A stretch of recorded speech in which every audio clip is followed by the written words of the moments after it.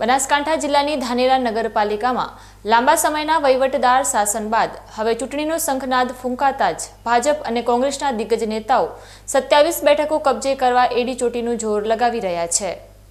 ધાનેરા નગરપાલિકાના ઇતિહાસ પર નજર કરીએ તો વર્ષ 1994માં ગ્રામ પંચાયતમાંથી નગરપાલિકાનો દરજ્જો પ્રાપ્ત થયો હતો અને ત્યારથી લઈને અત્યાર સુધી મોટાભાગે અહીં ભારતીય જનતા પાર્ટીનું શાસન રહ્યું છે।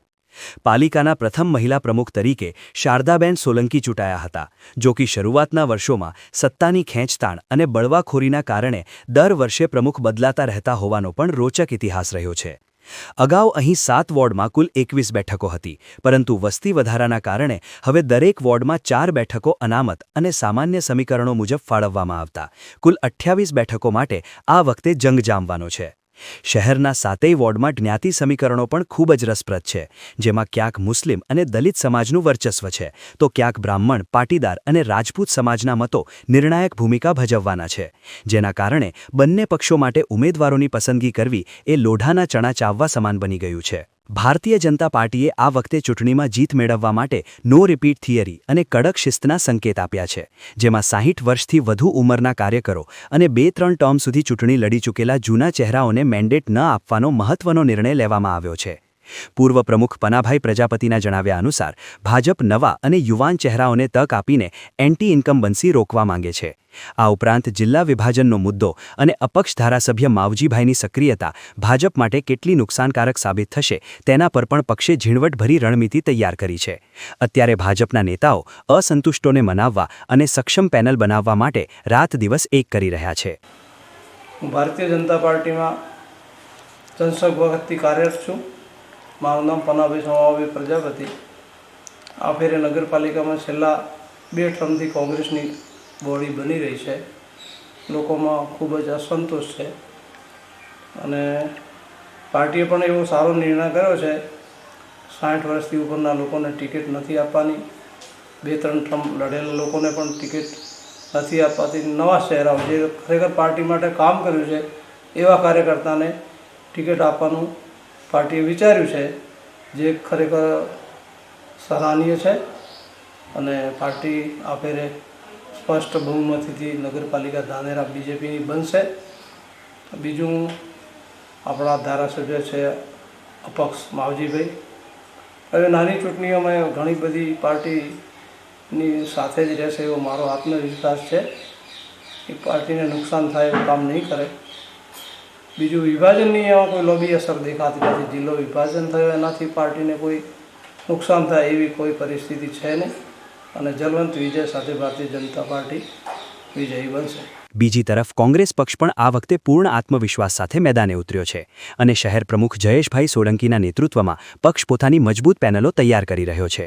કોંગ્રેસનો દાવો છે કે વહીવટદારના શાસનમાં પ્રજાના કામો અટક્યા છે અને લોકો કોંગ્રેસના જૂના શાસનને યાદ કરી રહ્યા છે, જ્યારે પ્રજાની રજૂઆતો ત્વરિત સાંભળવામાં આવતી હતી। કોંગ્રેસ માને છે કે જિલ્લા વિભાજનનો મુદ્દો ભાજપ વિરુદ્ધ જશે અને તેનો સીધો ફાયદો કોંગ્રેસને મળશે। વળી અપક્ષ ધારાસભ્ય દ્વારા કોઈ અલગ પેનલ જાહેર ન કરાતા કોંગ્રેસ માટે જીતનો માર્ગ મોકળો હોવાનો નેતાઓ જણાવી રહ્યા છે। શહેરના જ્ઞાતિ આધારિત વોટ બેંકને અંકે કરવા માટે કોંગ્રેસ સામાજિક સમીકરણોને આધારે મૂર્તિયા પસંદ કરી રહી છે। કામ બોલે છે અમારી સત્તા જ્યારે હતી 5 વર્ષ, ત્યારે દાખલા માટે કે કોઈ પણ વસ્તુ માટે પબ્લિક જરાય હેરાન થતી, એક ફોન માત્ર કામ થતું હતું અને પબ્લિકને હરેક સમસ્યા અમે સાંભળતા હતા। અને અત્યારે છેલ્લા 3 વર્ષમાં ભાજપનું શાસન કહેવાય કે જે હતું વહીવટદારનું શાસન, એમાં કોઈ કામગીરી થઈ નથી, માત્ર લીપાપોતી થઈ છે। અને એના સિવાય કે અત્યારે લાઈન દાખલા માટે ટોકન આપવામાં આવે છે, એટલા માણસો દુઃખી થાય છે અને અમારી જો સરકાર બનશે તો દાખલાઓ ઓનલાઈન કરવામાં આપે છે। એના સિવાય ઘણી બધી જે સુવિધાઓ, પ્રાથમિક સુવિધાઓ છે, પાણીની, રસ્તાની, ગટરની, અમને મોટર વગર પાણી જે ઘરે પહોંચે એ વ્યવસ્થા કરી આપીશું। અને શું લાગે અપક્ષ ધારાસભ્ય કોના તરફી રહેશે?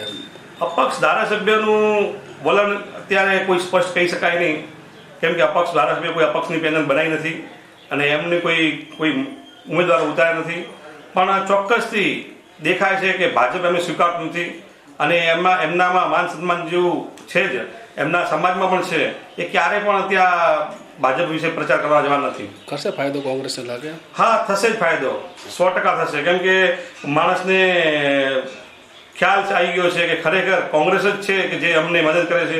કોરોના સમયમાં જે લોકો ભાજપના મારું ઘર મારું બંધ કરીને બેઠા હતા એ સમયે અમે ઘરની બહાર નીકળી અને રોજ 5,000થી વધારે વસ્તીને જમાડતા હતા, લોકોના વચ્ચે રહ્યા હતા. એટલે બધું કામ મારું બોલે જ છે અને અમે 100% પબ્લિકની વચ્ચે રહીશું. જિલ્લા વિભાજન મુદ્દો શું ફાયદો કરશે કોંગ્રેસને નુકસાન?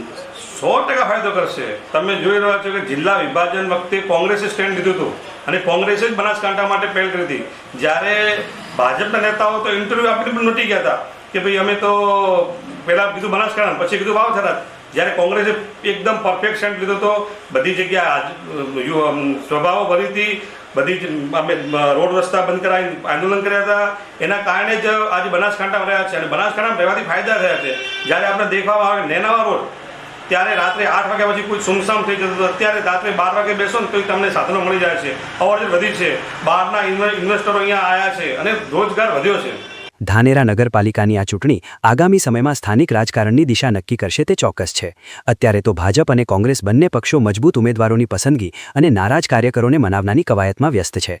ત્યારે હવે જોવાનું એ રહેશે કે ધાનેરાની જનતા વિકાસના મુદ્દે કે પછી જ્ઞાતિના સમીકરણોના આધારે કોને સત્તાની ચાવી સોંપે છે.